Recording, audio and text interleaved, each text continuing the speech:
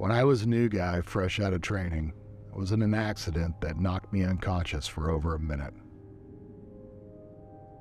I'd been thrown from a small boat and slammed against the side of a ship. I was sucked underneath the ship and pushed to the back by the force of the ship's propellers. When I reached the surface, I began to regain consciousness and was then pulled out of the water and rushed to the hospital. After 9 months on limited duty and ridicule from people saying that I was milking the system, I worked hard to get myself back to being at the highest state of readiness and prove to my teammates that I was a teammate. I would train hard, harder than needed, which means I was around a lot of heavy machine gun concussive force and going faster in small boats in open ocean than was necessary. But as time went on and my body degraded, my head would start to hurt for no reason.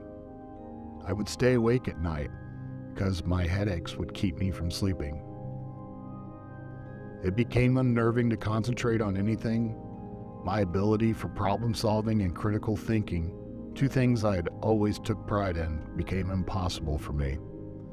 But the terrifying realization for me was the change in my personality, of who I was as a man. I had always taken satisfaction in my patience as a leader and pleasure in balancing the needs of the mission and the needs of the men I led. Instead, I found myself losing my temper often, not being able to control my anger, not being able to control myself.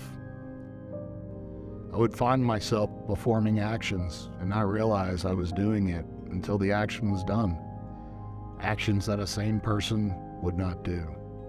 It was like I was trapped in an out-of-body experience, watching myself act like an angry idiot and not being able to stop me. It wasn't until I was standing in front of my commanding officer for a non-judicial punishment that I realized I needed help. The first step in solving a problem is identifying the problem. And once I finally admitted to myself what was going on with me, I was able to slowly regain the man I was and the man I wanted to be.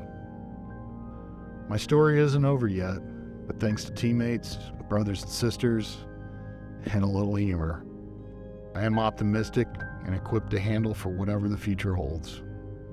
I only hope that my story will help others to recognize their symptoms and they don't make the same mistakes I have made.